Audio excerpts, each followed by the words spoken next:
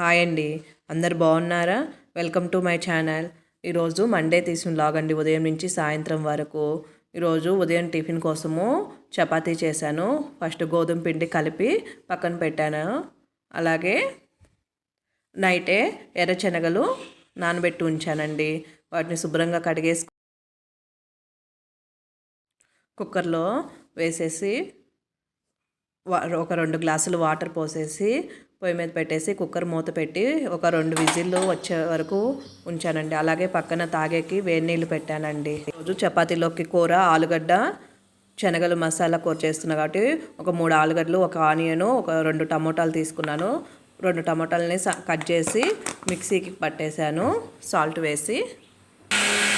అలాగే ఆనియను, ఆలుగడ్డ కట్ చేసి పక్కన పెట్టి కుక్కర్లో ఉడికిన శనగల్ని జల్లిగిన్నెలోకి వంపేసుకొని అదే కుక్కరు మళ్ళీ పొయ్యి మీద పెట్టేసి బాగా వేడెక్కిన తర్వాత ఒక 2 స్పూన్లు ఆయిల్ వేసుకొని ఆయిల్ వీటెక్కిన తర్వాత ఒక ఎండుమిర్చి, తాలింపు గింజలు, ఆనియను, కరివేపాకు వేసేసుకొని బాగా ఫ్రై అవనిచ్చి అలాగే దాంట్లోనే ఒక స్పూన్ సాల్ట్, ఒక స్పూను పసుపు వేసేసి బాగా వేగిన తర్వాత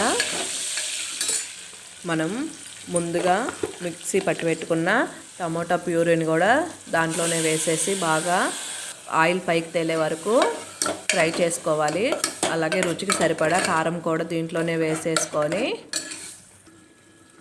మనం కట్ చేసి పెట్టుకున్న ఆలుగడ్డ ముక్కల్ని దీంట్లో వేసుకొని ఉప్పు కారం బాగా కలిసే వరకు కలబెట్టేసుకొని ఒక గ్లాసు వాటర్ వేసేసి మూత పెట్టేసి ఒక విజిల్ వచ్చే వరకు ఉంచేయాలి.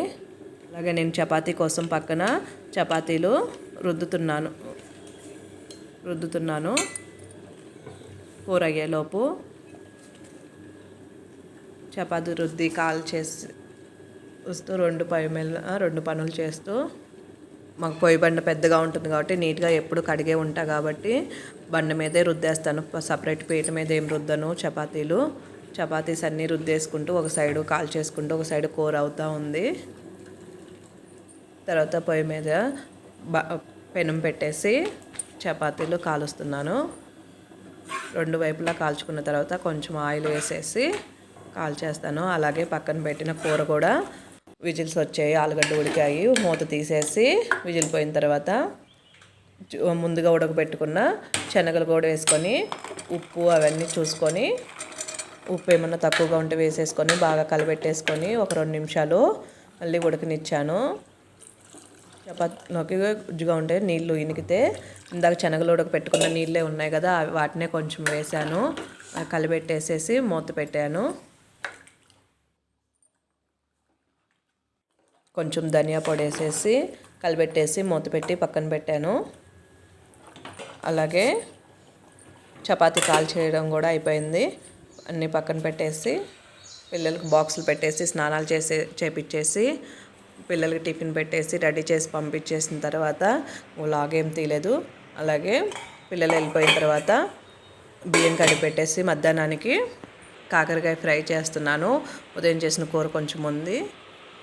కాకరకాయలను పీల్ ఆఫ్ చేసేసి కట్ చేసేసుకొని కాకరకాయ ప్లేట్లో తీసుకొని పసుపు, ఉప్పు వేసేసి బాగా పిసికేస్తే దాంట్లో ఉన్న చేదు విరిగిపోతుంది. కొంచెము చేదు వాటర్ పిండేసి బండిల్ పెట్టేసుకొని ఆయిల్ వేసుకొని పోపు దినుసులు, ఎండుమిర్చి వేసేసి కరివేపాకు వేసి బాగా పిసికిన కాకరకాయ ముక్కలను వేసేసి సాల్ట్ వేసేసి మూత పెట్టాను.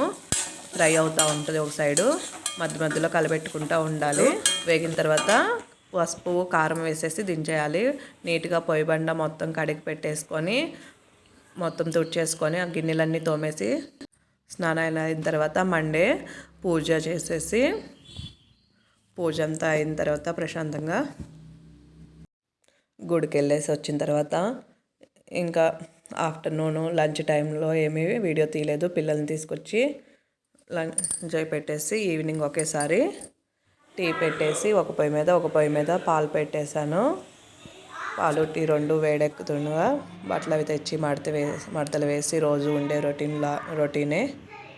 తర్వాత ఈవినింగు ఉదయము ఇడ్లీ కోసము మినపప్పు నానేసాను. పిల్లలకి వడలు కావాలంటే దాంట్లో నుంచే కొంచెం మినపప్పు తీసేసి మిక్సీ పట్టేసి వడవేశాను. అంతేనండి ఈరోజు వ్లాగు. ఈ వ్లాగ్ నచ్చినట్టయితే like and share, subscribe my channel.